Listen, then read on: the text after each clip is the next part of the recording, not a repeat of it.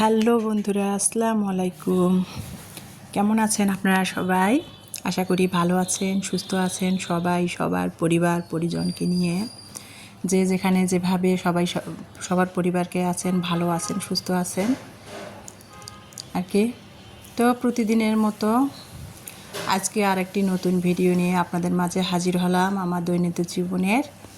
তো সকালবেলা প্রতিদিনের মতো একজন সাধারণ ঘরের মধ্যবিত্ত পরিবারের আর কি গৃহিণীদের যা কাজ রান্নাঘরে সকাল থেকে শুরু হয় সন্ধ্যা পর্যন্ত, স্বামী সন্তান সংসার করেই তো গৃহিণীদের জীবন শেষ, হাউসওয়াইফ যারা তাদের। তো সকালবেলা 8টার দিকে আর কি উঠেছি তো অনেক সকালে, আপনাদের সাথে 8টা থেকে শেয়ার করতেছি। প্রতিদিনের মতো রান্নাঘরে চলে আসছি। ইলমার টিচার আসছে, সামনের রুমে পড়াচ্ছিল 7টার দিকে। ইলমার টিচার নাকি তার ম্যাথস পাল্টাবে, তো সেই জন্য আর কি আজকে শিফট করবে অন্য এক নতুন ম্যাথসে। তো সেই জন্য ইলমাকে সকালে 7টার দিকে পড়াতে আসছে। 7টা থেকে 8:30 পর্যন্ত পড়াবে, তারপরে ইলমা আবার স্কুলে যাবে পরীক্ষা দেওয়ার জন্য। ইলমার আজকে বাংলা সেকেন্ড পার্ট পরীক্ষা আছে। তো টিচার পড়ায় চলে গেল। তারপরে আজকে ভাবছিলাম যে 2 মেয়ে আমি রোজা থাকবো। 2 মে আজকে তো রোজ সোমবার, 2 মে সকালে ব্রেড খাবে। গতকালকে আর কি একটা ব্রেড নিয়ে আসা হয়েছিল সন্ধ্যাবেলা, তো সেটা আর কি 2 বোন খাবে। আমি রোজা থাকবো, আর রোজা নিয়ে কাজ করতে রান্নাঘরে রান্নাবান্না করতেও কেন জানি এনার্জি আসে না, যে পরিমাণ গরম। তো কি আর করার প্ল্যান করছিলাম, তো আমার শয়তান ধরছিল, মানে মোবাইলে অ্যালার্ম ছিল দেওয়া। তারপরে অ্যালার্মটা বন্ধ করে ইমানিও আমাকে বলছিল আম্মু উঠে পড়ো, অ্যালার্মটা বন্ধ করে না, মানে রাতে 1টার দিকে ঘুমানো হয়েছে, অ্যালার্মটা আর কি কেবল ঘুমটা ধরছে। আমি 3টার দিকে অ্যালার্মটা দিয়েছিলাম, অ্যালার্মটা বন্ধ করে আবার ঘুমায় গেছি। আর ভোর রাতে উঠাও হয় নাই, রোজার জন্য আর কি কোনো কিছু খাওয়াও হয় নাই, নিয়াত ধরা হয় নাই, যার ফলে শয়তান ধরছিল আমার মনে হয়, যার ফলে আজকে সোমবারের রোজাটা মিস করলাম, দেওয়া হলো না। মনটা খুবই খারাপ। আর রোজা থাকলে তো নিয়াত, কোনো কিছু না খেলে ভোর রাতে কোনো কিছু না খেয়ে নিয়াত ধরলে তো আপনার নফল রোজায় বলেন আর রমজান মাসের রোজায় বলেন, রোজা হবে না। কোনো কিছু খেতে হবে, খেয়ে তারপরে টাইম মতো খেয়ে নিয়াত ধরতে হবে ফজরের আজানের আগ পর্যন্ত। তো সেটা করা যেহেতু হয় নাই, শয়তান ধরছিল আমাকে আজকে আর কি। অ্যালার্মটা বন্ধ করে আবার শুয়েছিলাম, যার ফলে একেবারে যখন ফজরের আজান দেয় তখন টের পেয়েছি। ঘুম থেকে উঠবো করে আর উঠা হয় নাই। তো যাই হোক, যেটা বলতেছিলাম, তো ইলমাকে সকালে ব্রেড কলা সবাই খেলাম, ডিম আমলেট করে একটু চা বানিয়ে নিলাম। চা লাভার তো আমি, আবার সকালে চা না হলে তো আমার সকালটা সকালে মনে হবে না। তো দুধ চা বানিয়ে নিলাম, আর কলা ডিম আমলেট ব্রেড সেটা 3 মামে খেয়ে নিলাম। ইমানের আজকে পরীক্ষা নাই, ও পড়তেছে। আর ইলমাকে অটোতে তুলে দিলাম, ইলমা স্কুলে গেল পরীক্ষা দেওয়ার জন্য। তো সকালবেলা ভিডিও শুরুতে হয়তো দেখেছেন ওয়েদারটা কত সুন্দর ছিল, রোদ ছিল আর কি 8টা 7:30 8টার দিকে। আর এখন দেখেন আর কি এখন বাজে 10টা 20। এখন দেখেন মানে 1 ঘন্টা পর আর কি দেখেন কী পরিমাণ আর কি 1-1.5 ঘন্টা পর কী পরিমাণ বৃষ্টি আসছে। সেটাই আর কি বারান্দা দিয়ে একটু ক্যামেরাবন্দি করে নিয়েছিলাম। সেটাই আর কি আমার প্রিয় আপু ভাইয়া আমার দর্শক বন্ধুদের শেয়ার করতেছি। দেখেন বৃষ্টিটা হচ্ছে, বাতাসও একটু সাথে বইতেছে। এমনিও আর কি আজকে বৃষ্টি ছাড়াও বাতাস, সুন্দর একটা ওয়েদার ছিল। তো বৃষ্টিটা আসলো। আর এখন তো আষাঢ় মাস, এই যে মেঘ, এই বৃষ্টি, এই রোদ আর কি। তো বৃষ্টি হচ্ছিল, বৃষ্টিটা আবার মানে 15-20 মিনিট হয়েছে, ভালোই বৃষ্টি হয়েছে 15-20 মিনিটের মতো। আবার বৃষ্টিটা 15-20 মিনিট পর থেমে গেছে, সেটা আর আপনাদের শেয়ার করি নাই। তো যাই হোক, বাসার মধ্যে না তরকারি নেই, পাড়ার দোকানে চলে আসলাম। তরকারি বলতে ইমানি তো আজকে বাসায় আছে, ইলমা স্কুলে পরীক্ষা দিতে গেছে। ইমানিকে বলছিলাম যে দুপুরে কি রান্না করব। আমার যেহেতু ঘরে ছেলে মানুষ থাকে না, আমরা 3 মা মেয়ে, তো মেয়েরা যা খাবে সেটাই তো জিজ্ঞেস করে রাখতে হবে, তাই না। ইমানিকে বললাম কি খাবে সকালে, ইমানি দুপুরে কি খাবে। সকালে তো ব্রেড কলা ডিম খাওয়া হয়েছে নাস্তা, ফ্রিজের মধ্যে কোরবানির মাংস আছে, খাবে না, আমার 2 মেয়ে খাবে না। তারপরে সবজি থাকার মধ্যে খালি মিষ্টি কুমড়ো আছে, মিষ্টি কুমড়ো খাবে না, তাহলে কি রান্না করব। ও বলতেছে আম্মু একটা কিছু করো। আর প্রতিদিনে বলে ডাল খাবে ডাল খাবে। কী এক আমার মেয়েদের কাহিনী, ডাল ছাড়া কিছুই বোঝে না। শুধু ডাল কি আর খাওয়া যাবে বলেন? মাংস খাবে না, মাছ শেষ হয়ে গেছে, মাংস খাবে না। আর মাছ বেশি করে ফ্রিজে রেখে কিনে এনে রাখতেও পারতেছি না, ফ্রিজটা আমার ছোটো জায়গা হয় না। কোরবানির মাংস একটুখানি অল্প একটু রয়েছে, কোরবানির না গরুর যে ভুঁড়িটা সেটা রয়েছে, পায়াগুলা লাহারি রান্না করার জন্য খাওয়া হয়নি। ও ভাবলাম যে ওর বাবা তো চলে গেছে ঈদের 3 দিন পরে, তো সেগুলো ওর ইলমার বাবা আসলে খাওয়া হবে। ইলমার ওর বাবাই খাবে গরুর পায়া লাহারি রান্না, গরুর ভুঁড়ি ভুনা। ইলমার ওর বাবা খায়, ইমারি তো খায় না, সেজন্য আর খাওয়া হচ্ছে না। আর ফ্রিজ ছোটো জায়গাও হচ্ছে না, মাছ বেশি করে কিনে রাখবো যে 1 সপ্তাহ আর জন্য, সেটাও হচ্ছে না।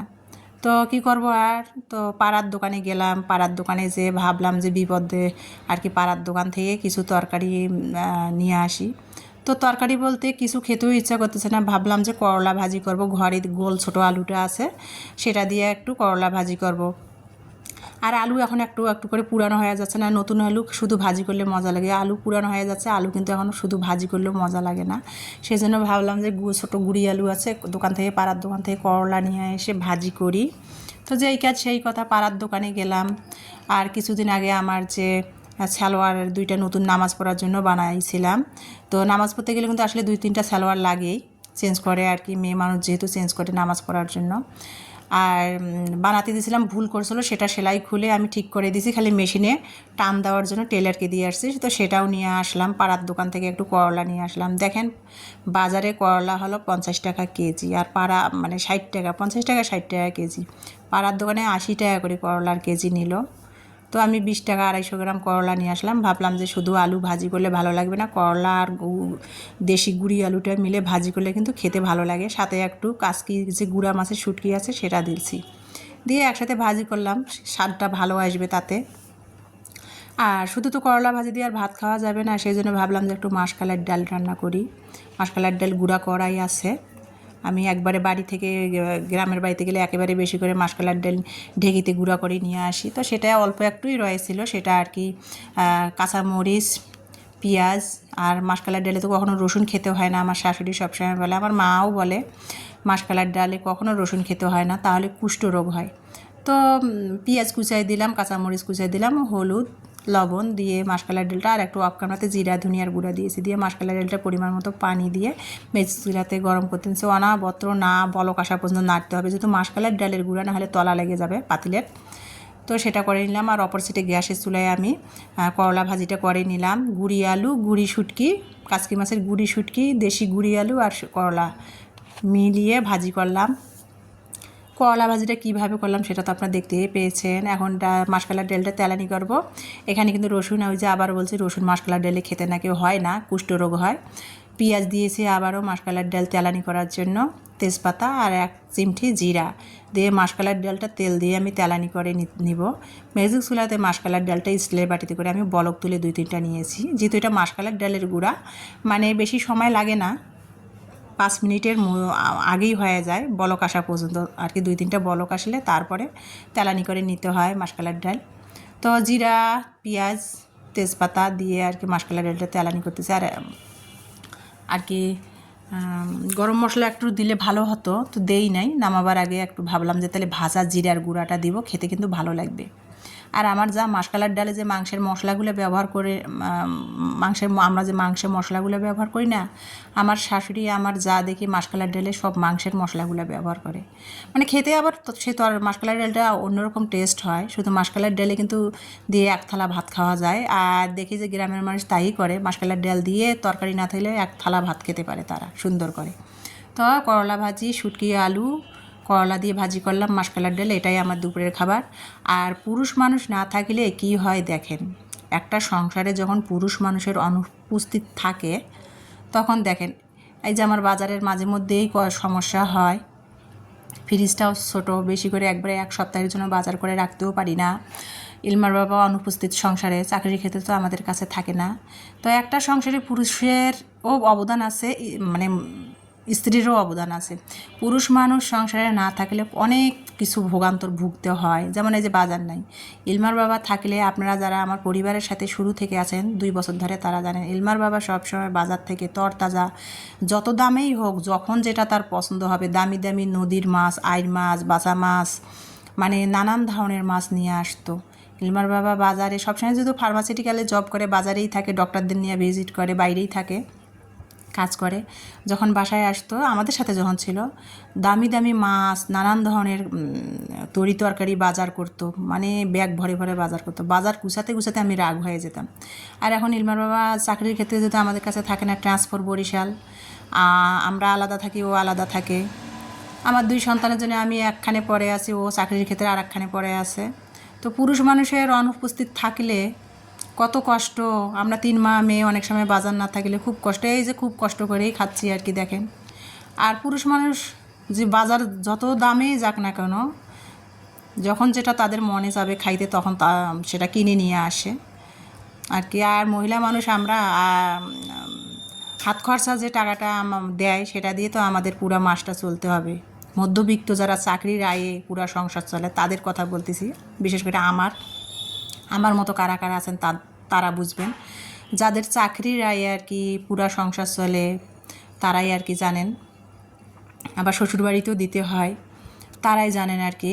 তো অনেক স্যাক্রিফাইস করতে হয় একটা চাকরির আয়ে। মানে যারা একটা চাকরির আয়ে পুরা সংসার চলে, শ্বশুরবাড়িতেও আত্মীয় স্বজনকে দিতে হয়, তাদেরকে মধ্যবিত্ত ফ্যামিলি বলে না নিম্ন ফ্যামিলি বলে আমি জানি না, প্লিজ কমেন্টে জানাবেন। তো আমি কি বলবো, আমি মধ্যবিত্ত ফ্যামিলি না নিম্ন ফ্যামিলি, না চাকরির আয়ে শুধু সংসার চলে, এটাকে কি বলে? আমার সংসারটা সেই রকম, চাকরির আয়ে শুধু চলে। চাকরি আছে, চলতেছি ভালো টিপটাপ। চাকরি না থাকলে মানে পথে যেয়ে দাঁড়াতে হবে, এক কথা বলতে। তো আমি আমাকে মধ্যবিত্ত ফ্যামিলিও মনে করি না, নিম্ন ফ্যামিলি আমি এক প্রকার। তো যেটা হোক, যেটা বলতেছিলাম, তো ইলমার বাবা যে বাজার নাই বললে কিন্তু ইলমার বাবা কিন্তু ফোন করলেই ব্যাগ ভরে বাজার এনে দিত। তো ইলমার বাবা নাই, অনেক কষ্টই করতে হয় আর কি। আমরা 3 মা আমি একটু কষ্টই করি। যখন আসে তখন আবার নানান ধরনের বাজার সাজার করে নিয়ে আসে। তো এই যে যাই হোক, কী বলবো, কী বুঝাবো, যারা আমার মতো তারা বুঝতেছেন আমি কী বুঝাতে চেয়েছি। তো এখন আর কি দুপুরের খাবারটা তো খেয়ে নিলাম, অনেক বকবক করলাম। সন্ধ্যাবেলা 2 মেয়ে পড়তে বসবে, দুধ শেষ হয়ে গেছে ফ্রিজে, গ্রাম থেকে দুধওয়ালা এখনও দুধ দিয়ে যায় নাই। তো সন্ধ্যাবেলা নাস্তা খেতে খেতে